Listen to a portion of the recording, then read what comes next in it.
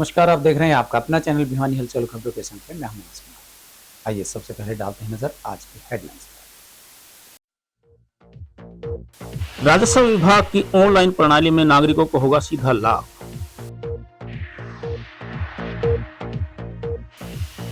महापुरुषों के विचारों को जन जन तक पहुंचाने का अभियान चलाए हुए है भाजपा, कहा वीरेंद्र बड़खालसा ने।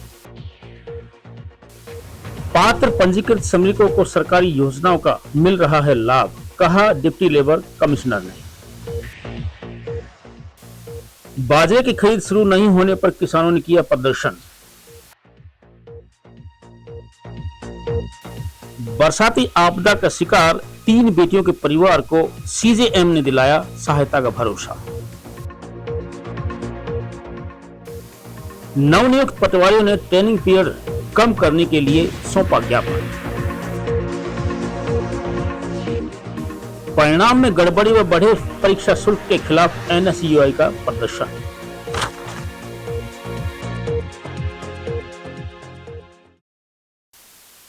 बरसाती पानी निकासी की मांग को लेकर जमालपुर के किसान मिले उपायुक्त से। और अब खबरें विस्तार से। पंचायत भवन में राजस्व विभाग द्वारा लॉन्च की गई नई ऑनलाइन प्रणाली का शुभारंभ विधायक घनश्याम सराफ द्वारा किया गया। उन्होंने कहा कि राजस्व विभाग की नई ऑनलाइन प्रणाली से नागरिकों को सीधा लाभ होगा। कहा कि इन नई प्रणाली से नागरिक घर बैठे अपना कार्य करवा सकेंगे।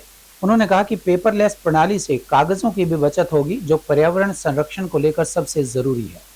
वहीं डीसी साहिल गुप्ता ने राजस्व विभाग के अधिकारियों व कर्मचारियों को नई तकनीकी प्रणाली को बारीकी से सीखने के निर्देश दिए। इस अवसर पर उन्होंने पंचायत भवन परिसर में पौधारोपण किया और पर्यावरण संरक्षण का संदेश भी दिया। राजस्व विभाग द्वारा नई ऑनलाइन प्रणाली के शुभारंभ के जिला स्तरीय कार्यक्रम में संबोधित करते हुए विधायक घनश्याम सर्राफ ने कहा कि सरकार नागरिकों को सरकारी योजनाओं का पारदर्शी ढंग से लाभ पहुंचाने के लिए नई ऑनलाइन प्रक्रिया शुरू कर रही है। ऑनलाइन माध्यम से लोग रजिस्ट्री के लिए आवेदन कर सकेंगे। इसके बाद राजस्व अधिकारी द्वारा फीस के लिए अप्रूवल दी जाएगी। फीस अदा करने के बाद रजिस्ट्री होगी। यदि किसी दस्तावेज के कारण कोई आपत्ति होती है तो आवेदनकर्ता के पास ऑनलाइन माध्यम से संदेश जाएगा। उन्होंने बताया कि व्हाट्सएप चैटबॉट के तरह से एक भूमि मित्र है, जिस पर शिकायत भी दर्ज करवा सकते हैं। जमाबंदी की जानकारी ली जा सकती है। उन्होंने कहा कि राजस्व न्यायालय निगरानी प्रणाली में राजस्व कार्यों में पारदर्शिता आएगी। नई प्रणाली से नागरिक घर बैठे अपना कार्य करवा सकेंगे। कार्यक्रम को संबोधित करते हुए डीसी साहिल गुप्ता ने कहा कि राजस्व विभाग के अधिकारियों और कर्मचारियों को सरकारी योजनाओं के बारे में, सरकार व विभाग द्वारा चलाई जाने वाली अनेक योजनाएं जो हैं उनके सिस्टम के बारे में ज्ञान होना चाहिए। उन्होंने राजस्व विभाग के अधिकारियों और कर्मचारियों को निर्देश दिए कि वे अधिकारियों के द्वारा लागू की गई नागरिकों की ऑनलाइन प्रणाली की जानकारी दें। आज बहुत ही एक अहम प्रोग्राम था, राजस्व विभाग का प्रोग्राम था, हरियाणा सरकार का प्रोग्राम था। ये बहुत बड़ी क्रांति का दिन है आज का दिन। एक तो रजिस्ट्री कराने में आप देखते हो कि किस प्रकार से भ्रष्टाचार था, एक काम पड़ता था, जब तक पता नहीं कितने अधिकारियों को गुजरना पड़ता था, बड़ा मुश्किल काम था। अब ये सारा ऑनलाइन कर दिया है। अब ऑनलाइन आप घर बैठे भी अपनी रजिस्ट्री के लिए अप्लाई कर सकते हो। सारे काम वहाँ तैयार होंगे। जब तैयार हो जाएंगे आपको अपॉइंटमेंट मिलेगा, वहाँ पहुँच के आपकी रजिस्ट्री हो जाएगी, कहीं कुछ लेना देना नहीं पड़ेगा।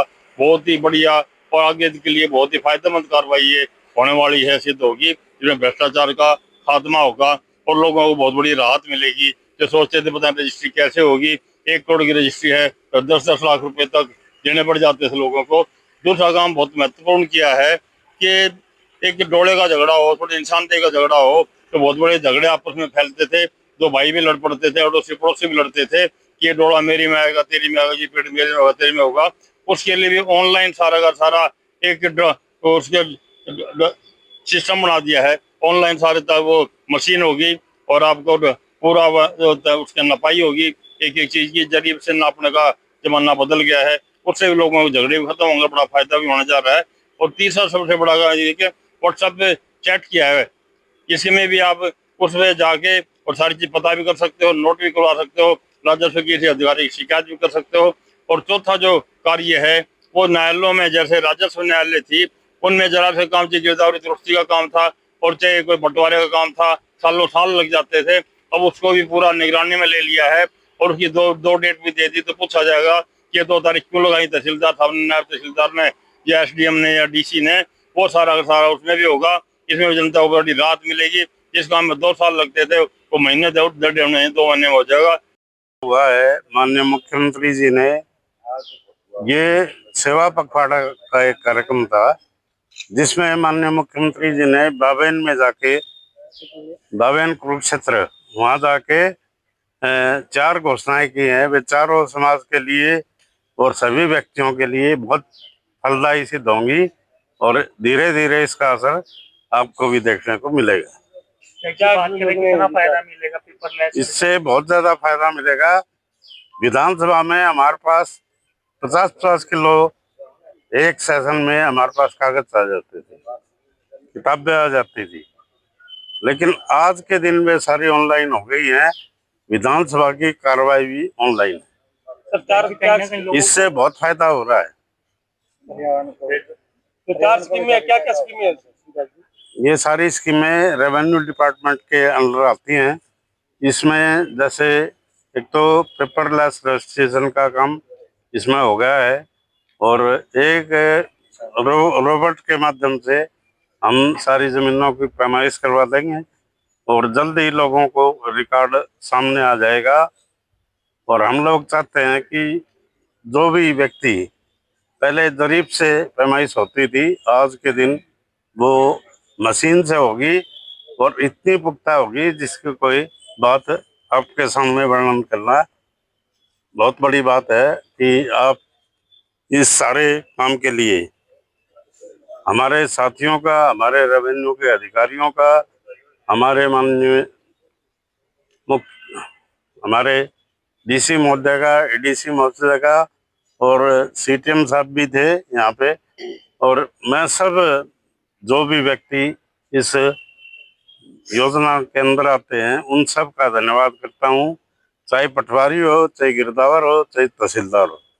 जी, आज का एक राजस्व विभाग का कार्यक्रम था जिसमें paperless registry, WhatsApp chatbot, rover के माध्यम से डिमार्केशन और जो हमारे रेवेन्यू कोर्ट केसेस होते हैं उसकी मॉनिटरिंग के लिए एक ऑनलाइन प्रणाली जिस पर उसकी मॉनिटरिंग अच्छी तरीके से हो पाए, ताकि सभी रेवेन्यू ऑफिशियल्स देख पाएँ कि कितनी किसकी पेंडेंसी है और कितने दिनों से केसेस लंबित है और उन पर फिर अकॉर्डिंगली तुरंत कार्रवाई हो पाए जिस भी एक्ट या प्रावधान में पेंडिंग है। पब्लिक को जी लॉन्ग टर्म काफ़ी फ़ायदा मिलेगा। एक तो उनके जो केसेस हैं, जैसे माननीय मुख्यमंत्री जी बताया कि कई बार पार्टीशन के या बाकी केसेस पेंडिंग रह जाते हैं तो उसकी मॉनिटरिंग भी नहीं हो पाती कुछ केसेस की, तो वो एक बार सभी जैसे ही ऑनलाइन चढ़ेंगे तो वो देख पाएंगे किसके लेवल पे वो पेंडिंग है और उसके अनुसार ही उपयोग कार्रवाई जो की जाएगी। ट्रैकिंग भी हो पाएगी? ट्रैकिंग बिल्कुल हो पाएगी, वो ट्रैकिंग का ही माध्यम है। अभी लिटिगेशन मैनेजमेंट सिस्टम एक और है जिससे हम जो हाई कोर्ट केसेस हम मॉनिटर करते हैं, उसी तरह पे ये बनाया गया है और उसी तरह से इन केसेस की फिर मॉनिटरिंग। भाजपा कार्यालय मुख्यमंत्री नायब सिंह सैनी के ओएसडी वीरेंद्र बड़खालसा ने कार्यकर्ताओं को संबोधित किया।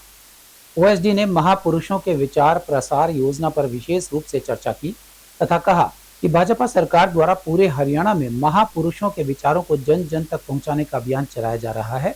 उन्होंने कहा कि आम जन के जीवन को आसान बनाने के लिए भाजपा डिजिटल तकनीक का भरपूर उपयोग कर रही है।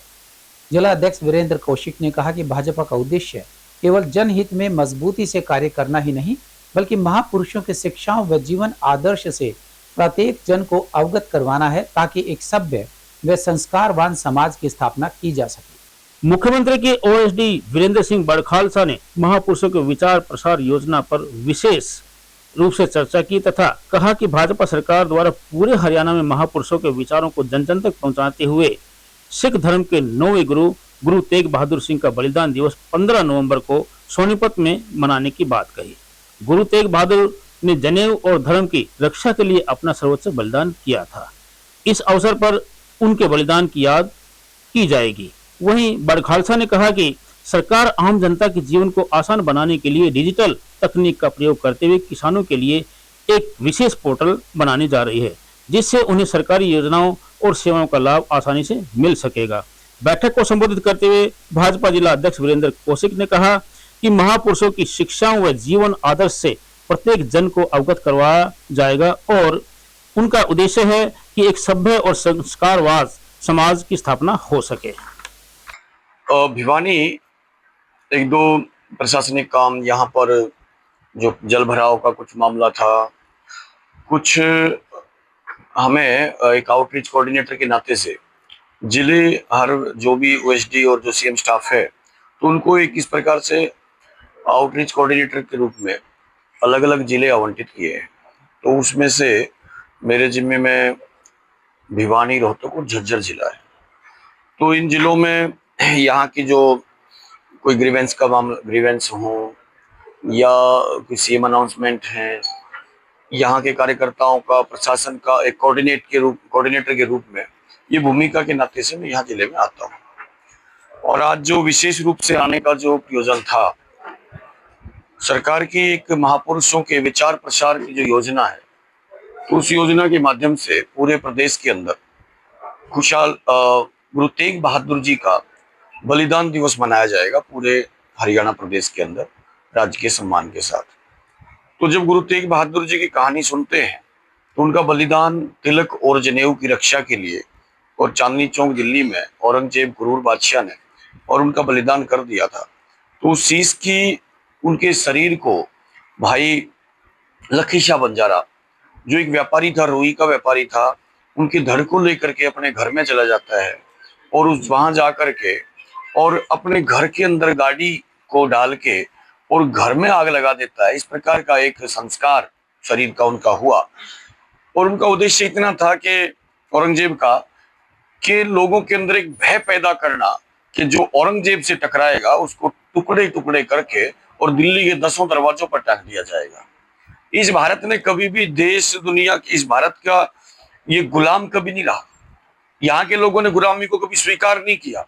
आप कोई सन निकाल करके देखिए, कोई समय निकाल करके देखिए, क्षेत्र प्रदेश का, इस देश का कोई प्रदेश निकाल करके देखिए जहां कभी पिछले 2-2.5 हजार साल तक ये आजादी की लड़ाई लगातार संघर्ष लोगों ने किया। तो मैं बिल्कुल इस बात को बड़ी गंभीरता से कहना चाह रहा हूँ। इस सरकार ने मैं सोनीपत, रोहतक को देखता था तो हमने फ्लड एजेंडा, जब हमारा फ्लड का जो बजट है हमारा, वो कई गुना बढ़ाया है। माननीय मनोहर लाल जी का वो शब्द मैं बताता हूँ, जो हम लोग बैठे बातें कर रहे थे, उन्होंने कहा था कि अगर जल भराव के क्षेत्रों को हम कम कर देते हैं तो वो कृषि के क्षेत्र हो जाएंगे, और अगर हम किसी के 2-4 एकड़ जमीन को बाहर निकालते हैं तो एक बहुत बड़ा रोजगार, एक परिवार को जीवन दान मिलता है। और इसके लिए बड़ी मात्रा में काम किया। लेकिन ये तो आप भी मानते होंगे कि बरसात इस साल जब हुई है वो अपना जो तय पैमाना है उससे ज्यादा हुई है। तो इसके लिए लगातार हमारे प्रयास जारी हैं। दूसरी बात, जब इस प्रकार की घटनाएं होती हैं तो एक अच्छी योजना भी बन रही है, और मैं आपको विश्वास दिला के जाता हूँ कि एक बहुत अच्छा कॉम्प्रिहेंसिव प्लान पूरे हरियाणा का, और ये जिले छोड़ करके पूरे हरियाणा को एक योजना बना करके हम इसके लिए जल भराव के क्षेत्र कम होंगे। और अभी भी लगातार हर क्षेत्र में प्रशासन अलर्ट मोड में है और बहुत जल्दी इनको पानी को जल निकासी का भी काम कर रहे हैं। टीआईटीएस के सभागार में श्रमिक सम्मान एवं जागरूकता कार्यक्रम के दौरान विधायक घनश्याम सराफ ने कहा कि सरकार द्वारा पंजीकृत श्रमिकों के कल्याण के लिए अनेक योजनाएं चलाई जा रही हैं। हरियाणा श्रम कल्याण बोर्ड के माध्यम से श्रमिकों को योजनाओं का लाभ दिया जा रहा है।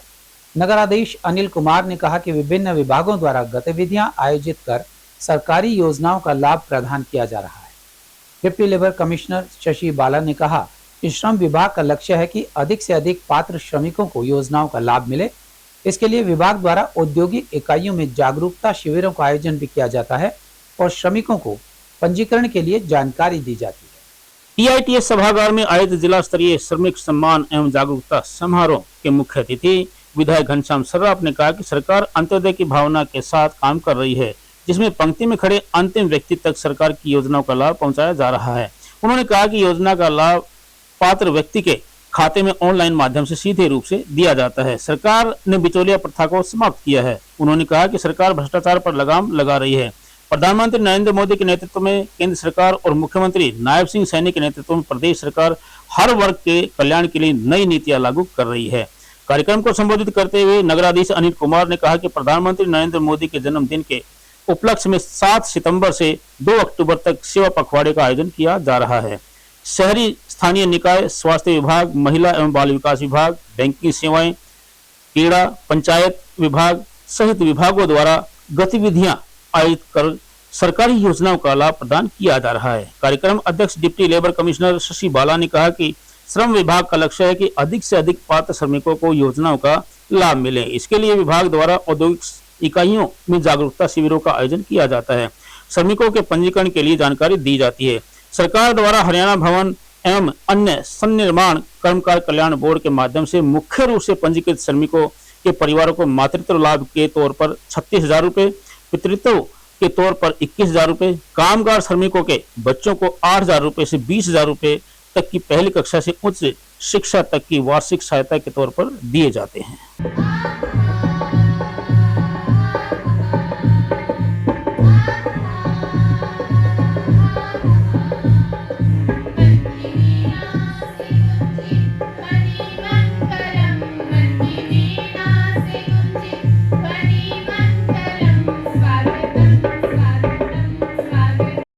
सेवा पखवाड़ा मनाया जा रहा है। इसी क्रम में आज ये प्रोग्राम रखा गया है। तो इसका जो मेन पर्पस है, उद्देश्य है, वो आपको सरकार की जो भी श्रमिक वर्ग के लिए जो जन कल्याणकारी जो योजनाएं हैं उसके बारे में अवगत करवाना है। तो आप ये जानकारी जो यहाँ से आपको मिले उसको आज जरूर अपने लेके जाएं, जिससे कि आपको आगे जहां भी जरूरत हो तो उनका आप इस्तेमाल कर सकें। इसके साथ साथ जिला प्रशासन और श्रम विभाग लगातार जो सरकार की कल्याणकारी योजनाएं हैं उनको पहुंचाने के लिए आपके द्वार पर लगातार प्रयासरत है और आपके शोषण को रोकने के लिए लगातार जो श्रम विभाग और जिला प्रशासन लगातार प्रयासरत है। पखवाड़ा चल रहा है, उसको लेकर श्रमिकों का सम्मान करने के लिए और उनको आगे बढ़ाने के लिए हम सब लोग यहाँ पे एकत्र हुए हैं। जो श्रमिक का सम्मान हम करना भी जानते हैं, क्योंकि आदमी के प्रत्येक क्षण में श्रमिक का हाथ होता है जीवन से। और श्रमिक ही एक ऐसा सिस्टम है जो सारे देश का एक धागे में पिरो के रखने वाला सिस्टम है ये। और श्रमिकों का सम्मान माननीय नायब सैनी जी से हम जब ये 14 से 19 में मंत्री थे, इनकी बात सुन के अच्छा लगता था। कभी ये 5,000 सिलाई मशीन बांटते थे, कभी साइकिलें बांटते थे और श्रमिकों की सुविधा के लिए सरकार सब कुछ न्यौछावर होने के लिए तैयार है। जब भी श्रमिकों की आवाज़ माननीय मुख्यमंत्री के पास पहुंचेगी, निश्चित रूप से हमारा देश उनका डेवलप भी करेगा और श्रमिकों का सम्मान करते हुए आगे बढ़ाने का काम भी हम लोग करें। आज का जो कार्यक्रम है, ये कार्यक्रम माननीय मुख्यमंत्री द्वारा जो हरियाणा सरकार के द्वारा जो 17 सितंबर से 2 अक्टूबर तक सेवा पखवाड़ा चलाया जा रहा है, उसी पखवाड़े के दौरान श्रम विभाग द्वारा इस प्रोग्राम का आयोजन किया जा रहा है। इस आयोजन का जो मुख्य पर्पज है, माननीय मुख्यमंत्री द्वारा गुरुग्राम में 20 करोड़ की राशि श्रमिकों को डीबीटी के माध्यम से उनको मतलब डायरेक्ट खाते में वितरित की जाएगी। नई अनाज मंडी में आड़ती एसोसिएशन व किसान सभा की संयुक्त बैठक में सरकार द्वारा बाजरे की सरकारी खरीद न करने की निंदा की गई और मंडी में और बाजरा न डलवाने का निर्णय लिया गया। आड़ती एसोसिएशन के प्रधान नरेश बंसल ने कहा कि तुरंत सरकारी एजेंसियों द्वारा घोषणा अनुरूप बाजरा खरीद शुरू की जाए, क्योंकि नई अनाज मंडी पहले से ही 1,75,000 कट्टे बाजरा पड़ा हुआ है। किसान सभा की तरफ से जिला उप प्रधान कामरेड ओम प्रकाश ने घोषणा की कि सरकार की बाजरा की खरीद न करते हुए और बाजरे का उठान न करने की नीति के विरोध में 30 सितंबर को नई अनाज मंडी में किसानों का भारी प्रदर्शन होगा। नई अनाज मंडी के आड़तियों व किसान प्रतिनिधियों की एक संयुक्त बैठक में सर्वसम्मति से राज्य सरकार की सरकारी एजेंसियों द्वारा 23 सितंबर से घोषणा के अनुसार बाजार नहीं खरीदने व सरकार की टरकाऊ नीति की निंदा की गई तथा जिला प्रशासन व सरकार से मांग की गई है कि तुरंत सरकारी एजेंसियों द्वारा घोषणा अनुरूप बाजरा खरीद शुरू की जाए। किसान सभा के जिला उप प्रधान कामरेड ओम प्रकाश ने कहा कि एक तरफ जिले के 3 दर्जन से अधिक गांव में जल भराव व बाढ़ से खड़ी फसल नष्ट हो गई है। सरकार व प्रशासन ने विभिन्न गांव में जल भराव की निकासी भी नहीं की है और रबी की फसल बुआई भी संभव नहीं लगती। वहीं डीएपी यूरिया खाद भी उपलब्ध नहीं करवाई जा रही है। प्रशासन व सरकार बाजरे की क्वालिटी व नियमों का हवाला देकर खरीद नहीं कर रही है। वहीं अनाज मंडी आड़ती एसोसिएशन के प्रधान नरेश बंसल ने कहा कि किसान व व्यापारी सरकार के प्रति आक्रोशित है। यदि सरकार 30 सितंबर तक बाजरे की खरीद शुरू नहीं करती है तो किसान सरकार के खिलाफ संघर्ष करने पर मजबूर होंगे। और हमारे पास मंडी एसोसिएशन, आढ़ती एसोसिएशन के पदाधिकारी हैं। आज हम किसान और व्यापारी इकट्ठे हुए हैं। यहाँ अनाज मंडी में किसानों ने काफी बाजरा डाल रखा है और अब जगह नहीं है बाजरा डालने के लिए। और सरकार जो ने वादा किया था कि 23 तारीख से बाजरे की खरीद करेंगे, लेकिन सरकारी खरीद नहीं हो रही और बहाना ये लगाया जा रहा है कि बाजरे की क्वालिटी ठीक नहीं है। प्राकृतिक आपदा आई, हरियाणा सरकार को भी पता है, इस सीटियों में बाजरा जम गया था। इस वजह से ना आढ़ती का कसूर है ना किसान का कसूर है। हम ये कहना चाहते हैं कि इस संकट की घड़ी में सरकार को भी कुछ कंसेशन किसानों को देना चाहिए और ये बाजरा जैसे मुताबिक उसने बताया 2775 रुपए पर क्विंटल के हिसाब से खरीदना चाहिए। सरकार जानबूझ के इस बाजरे को नहीं खरीद रही। यहाँ बाजरे के ढेर लगे हुए हैं, व्यापारी भी परेशान है क्योंकि व्यापारी की जिम्मेवारी आ जाती है। जब कोई बारिश होती है, मौसम खराब होता है तो वो सारा बाजरा खराब होगा तो व्यापारियों को नुकसान होगा और किसान के लिए और बाजरा डालने की भी जगह नहीं है। इसलिए किसान आएंगे, यहाँ जगह नहीं है। सरकार इसकी खरीद सुनिश्चित करे, नहीं तो किसान भी बड़ा प्रदर्शन करने पर मजबूर होंगे। बाजरा मतलब हमने आज आढ़तियों की मीटिंग बुला के ये फैसला किया है, कल 30/9/2025 से कोई भी बाजरा अनाज मंडी में किसान का खाली नहीं कराएंगे जब तक सरकार की स्पष्ट नीति हमारे पास बिल्कुल साफ जवाब नहीं आ जाता है।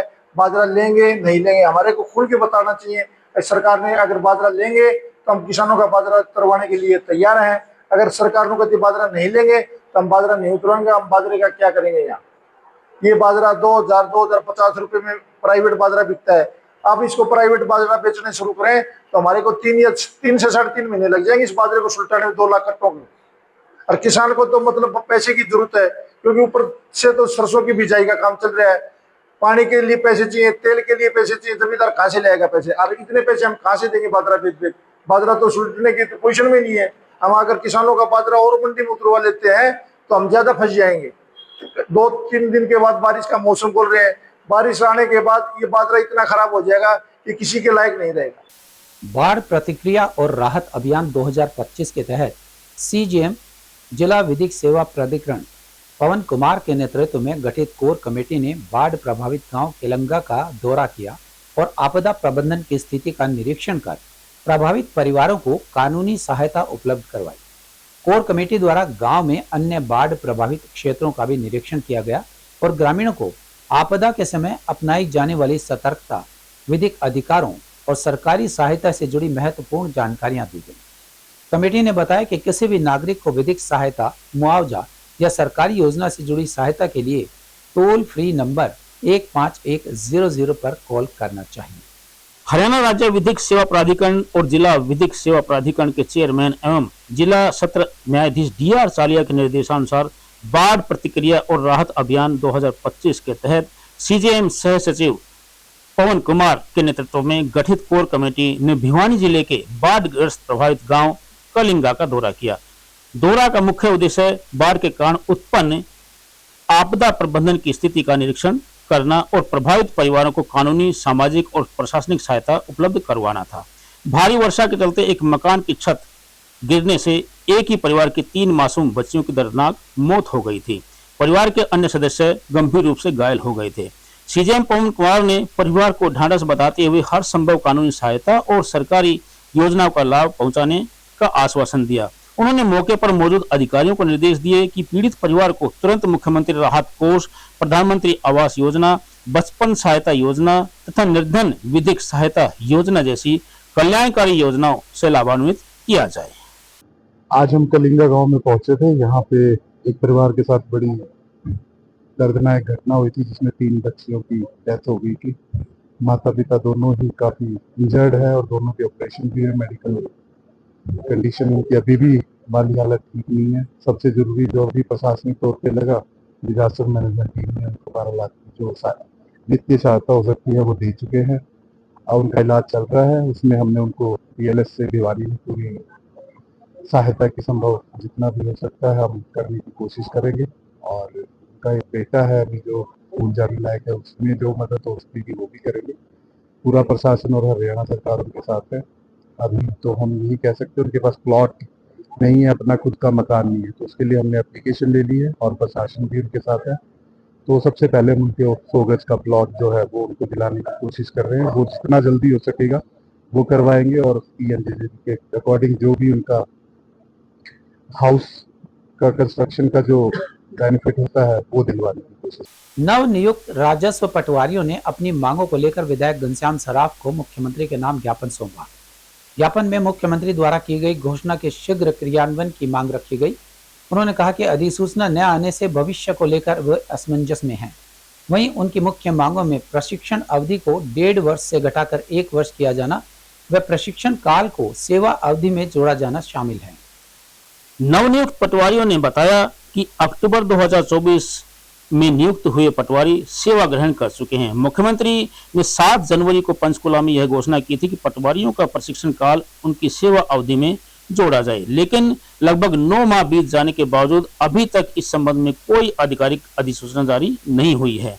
राजस्व विभाग के नवनियुक्त पटवारियों ने अपने भविष्य की चिंता को लेकर इस संबंध में एक ज्ञापन विधायक घनश्याम सराफ को सौंपा और कहा कि प्रशिक्षण अवधि को 1.5 वर्ष से घटाकर 1 वर्ष किया जाए और प्रशिक्षण अवधि को सेवा काल में शामिल करने संबंधित आधिकारिक पत्र जारी किया जाए। तो सर सीएम साहब ने 7 जनवरी को अनाउंसमेंट की थी कि जो हमारी सर्विस है वो काउंट होएगी। जैसे हमें पहले स्टाइफंड मिलता था और जो हमारी ट्रेनिंग की सर्विस है वो काउंट नहीं होती थी, तो सीएम साहब ने अनाउंसमेंट की थी कि हमारी जो सर्विस है वो भी काउंट होएगी, सैलरी भी फुल मिलेगी और हमें जो मतलब इसका जल्दी बेनिफिट देखने को मिलेगा। लेकिन सर अभी तक इतने मंथ हो जाने के बाद भी अभी तक हमारा ना तो कोई नोटिफिकेशन रिलीज़ हुआ, ना प्रॉपर वे में ट्रेनिंग हो पा रही सर हमारी। सिर्फ इस नोटिफिकेशन लेट होने के चक्कर में सर कोई शेड्यूल फिक्स नहीं हो रहा हमारी ट्रेनिंग का, और ना एग्ज़ाम का अभी तक कोई शेड्यूल रिलीज़ हुआ है, ना हमारी सैलरी टाइम पे आ रही है सर। इस सर ये लगभग ये समझ लो कि भिवानी में तो हमने ज्वाइन, हाँ 1 जनवरी से ज्वाइन की थी, तो 7 जनवरी को अनाउंसमेंट थी सर सीएम साहब की, और तब से लेकर अब तक समस्या ही समस्या है। ट्रेनिंग पटवारी हूँ और भिवानी पीटीएस में हम ट्रेनिंग कर रहे हैं। जैसे कि सर अर्शु भाई ने आपको अवगत करवाया कि हम 1 जनवरी से हमने ज्वाइन किया था, लेकिन 7 जनवरी को सीएम साहब ने हमें पंचकुला ताऊ देवीलाल स्टेडियम में बुला के और हमारे जो आगे की नीतियाँ थी और जो हमारे बेसिक टीएडी वगैरह जो थी सर वो सब इंक्लूड करने के बारे में सर ने सीएम साहब ने हमें आश्वासन दिया था। लेकिन अभी तक सर उसके बारे में कोई भी हमें पुख्ता मतलब नोटिस के रूप में हमें कुछ भी देखने को नहीं मिला। हमारी सीएम साहब से यही गुजारिश है, हम आला अधिकारियों से ये गुजारिश करते हैं कि जल्द से जल्द हमारे इस नोटिस के बारे में को संज्ञान में लेते हुए हमें इसका नोटिस देखने को मिले।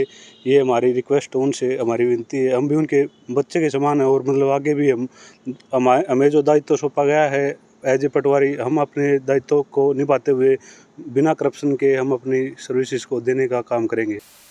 एनएसयूआई ने सीवीएलयू में परिणाम गड़बड़ी व बढ़े परीक्षा शुल्क के विरोध में प्रदर्शन किया।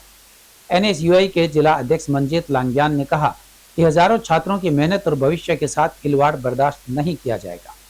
उन्होंने कहा कि हाल ही में जारी किए गए यूजी मेन एवं रीअपियर परिणामों में व्यापक गड़बड़ी सामने आई है। साथ ही संशोधित परीक्षा शुल्क ने आर्थिक रूप से कमजोर छात्रों की मुश्किलें और बढ़ा दी हैं। छात्र हिमांशु और आशु दहिया ने कहा कि जब छात्र सच बोलते हैं तो प्रशासन उन्हें रोकता है, यह लोकतंत्र के खिलाफ है। एनएसयूआई ने चेतावनी दी कि अगर विश्वविद्यालय प्रशासन ने तुरंत कार्रवाई नहीं की तो छात्र संगठन बड़ा आंदोलन छेड़ेंगे। एनएसयूआई भिवानी के जिला अध्यक्ष मंजीत लांघियान ने बताया कि हजारों छात्रों की मेहनत और भविष्य के साथ खिलवाड़ बर्दाश्त नहीं किया जाएगा।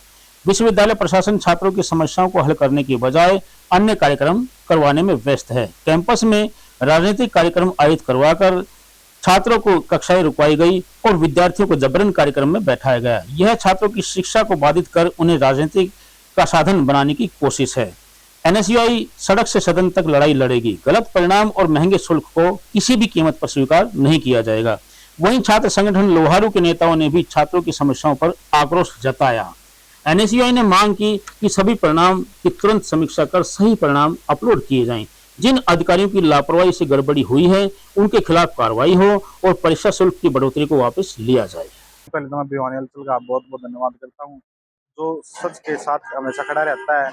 और आज हमने सीवीएलयू के अंदर बहुत बड़ा विरोध प्रदर्शन किया है, जिसमें कि सीवीएलयू प्रशासन जो है छात्रों के साथ हर वर्ष मनमानी अपनी करता है। छात्र को कभी तो 0-0 नंबर देकर री पे देता है, नहीं तो फिर MW दिखा देता है, या फिर 1-1 नंबर दिखा देता है, या तो फिर ऐसा होता है कि रिजल्ट में कोई जो उसकी सब्जेक्ट दिखाई नहीं जाती।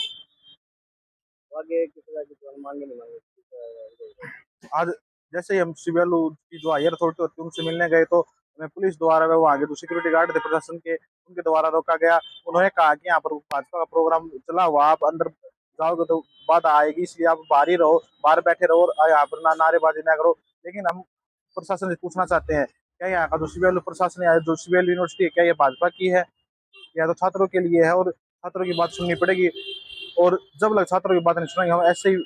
आज तो सीबीएलओ का विरोध प्रदर्शन किया, अगर आगे भी बीजेपी का कोई प्रोग्राम होगा या किसी संगठन का कोई प्रोग्राम होगा तो हम उनके अंदर अड़चन डालेंगे और उनका जब तक प्रोग्राम नहीं देंगे, जब तक वह छात्रों की बात को नहीं मानेंगे। खेतों में जमा पानी की निकासी की मांग को लेकर गांव जमालपुर के किसान उपायुक्त कार्यालय पहुंचे और गांव की 1500 एकड़ भूमि में जमा बारिश के पानी की निकासी की मांग की। गांव के सरपंच भूप सिंह ने बताया कि उनके गांव में बारिश के पानी से फसलें पूरी तरह बर्बाद हो चुकी हैं। ज्यादा पानी होने की वजह से खेतों में वो नहीं जा पा रहे हैं। अगर अभी भी पानी की निकासी नहीं हुई तो रबी फसल की भी बिजाई नहीं हो पाएगी। इस पर उपायुक्त ने तत्काल सिंचाई विभाग के अधिकारियों को पानी की निकासी के लिए पाइपलाइन व पंप सेट लगाकर पानी निकासी के निर्देश दिए। गांव जमालपुर के किसानों ने बताया कि उनके गांव के करीब 1500 एकड़ भूमि में बरसात का पानी अभी भी जमा है। उपायुक्त ने तत्काल सिंचाई विभाग के अधिकारियों को पानी की निकासी करवाए जाने के निर्देश दिए। गांव के सरपंच भूप सिंह ने बताया कि हालात ये बने हुए हैं कि ज्यादा पानी होने की वजह से वे अपने खेतों में नहीं जा पा रहे हैं। खेतों को जाने वाले सभी रास्ते पानी में डूबे हुए हैं। अगर अभी भी पानी की निकासी नहीं हुई तो रबी फसल की भी बिजाई नहीं हो पाएगी, क्योंकि अभी खेतों में 2 से 2.5 फुट तक बारिश का पानी जमा है। पहले ही खरीफ फसल खत्म हो चुकी है और अब पानी की निकासी नहीं हुई तो रबी की फसल की भी बिजाई नहीं हो पाएगी। ऐसे में उन पर दोहरी मार पड़ेगी। मैं सरपंच भूप सिंह जमालपुर, हम डीसी साहब के पास भी पूरी पंचायत लेके आया हूँ। पानी में कम से कम 1500 एकड़ में पानी भरा हुआ है और डीसी साहब से मिले हैं। डीसी साहब ने विश्वास दिलाया है भाई आपको पाइप उपलब्ध करवा दिए जाएंगे। और अभी हमारे सामने इरिगेशन महकमे के एक्शन के पास फोन कराया है, कल या परसों में आपको विद मोटर पाइप उपलब्ध करवा दिए जाएंगे। और हमारे को विश्वास दिलाया है, हमें भी विश्वास है प्रशासन हमारा साथ देगा और हमारे को जल्दी से जल्दी पाइप उपलब्ध करवा दिए जाएंगे ताकि हम अपना पानी निकाल सके। ये जमालपुर सेकंड के किले हैं और 3 साइड से पानी भरा, बलियाड़ी रोड पर, भुटाना रोड पर, तोसाम रोड पर और लगते हुए साथ में सीमा किरावड़ की है। पूरा 1500 एकड़ के लगभग आप जलमग्न पानी है, 2-2, 2.5 फुट पानी भरा हुआ है। और पानी निकालने के लिए हम पहले भी प्रयास करे हैं, 2-4 पहले भी आए हैं, लेकिन अब पानी अब रुका हुआ था, थोड़ा थोड़ा चल रहा है, पानी भरा है। इसके निकालने के लिए हम डीजी साहब से मिले हैं, अच्छा विश्वास दिलाया हमारे को। और अब चलते चलते प्रधानमंत्री नरेंद्र मोदी के करिश्माई उपस्थिति और संगठनात्मक नेतृत्व की भरपूर प्रशंसा की गई है, लेकिन जिस बात को कम ही लोग जानते हैं और समझते हैं वह यह है कि उनकी कठोर पेशेवर प्रतिबद्धता ही उनके काम की विशेषता है। गुजरात के मुख्यमंत्री और देश के प्रधानमंत्री के रूप में पिछले 2.5 दशकों से उनकी कार्यशैली में निरंतर पेशेवर नैतिकता विकसित हुई है। जो बात उन्हें औरों से अलग बनाती है वह प्रदर्शन की प्रतिभा नहीं बल्कि ऐसा अनुशासन है जो विजन को टिकाऊ प्रणालियों में तब्दील करता है। भारतीय मुहावरे में कहा जाए तो वह कर्म योगी है। यही नैतिकता इस वर्ष लाल किले से उनके स्वतंत्रता दिवस के संबोधन का आधार रही। उनके इस भाषण में उपलब्धियों का लेखा जोखा कम और मिलजुल कर कार्य करने का चार्टर ज्यादा प्रस्तुत किया गया। हाल ही में किया गया जीएसटी ढांचे का सरलीकरण इसी पद्धति को दर्शाता है। राष्ट्रीय सुरक्षा के मामले में भी किसी तरह के दिखावे से परहेज किया गया है।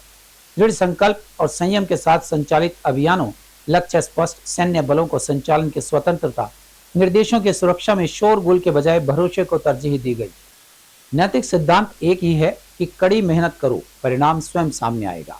नरेंद्र मोदी को इसी मापदंड से देखा जाना चाहिए, एक ऐसे कर्मयोगी के रूप में जिनका कार्य निष्पादन दिखावा नहीं बल्कि एक ऐसी सेवा है जो भारतीय इतिहास के अगले अध्याय को आकार दे रही है। और अब जाने से पहले एक नजर आज की हेडलाइंस पर। राजस्व विभाग की ऑनलाइन प्रणाली में नागरिकों को होगा सीधा लाभ।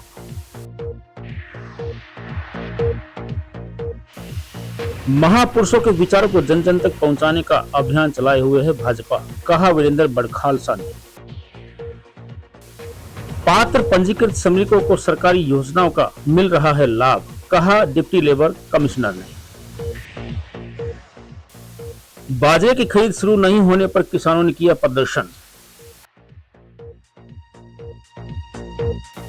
बरसाती आपदा का शिकार 3 बेटियों के परिवार को सीजेएम ने दिलाया सहायता का भरोसा। नवनियुक्त पटवारियों ने ट्रेनिंग पीरियड कम करने के लिए सौंपा ज्ञापन। परिणाम में गड़बड़ी व बढ़े परीक्षा शुल्क के खिलाफ एनएसयूआई का प्रदर्शन।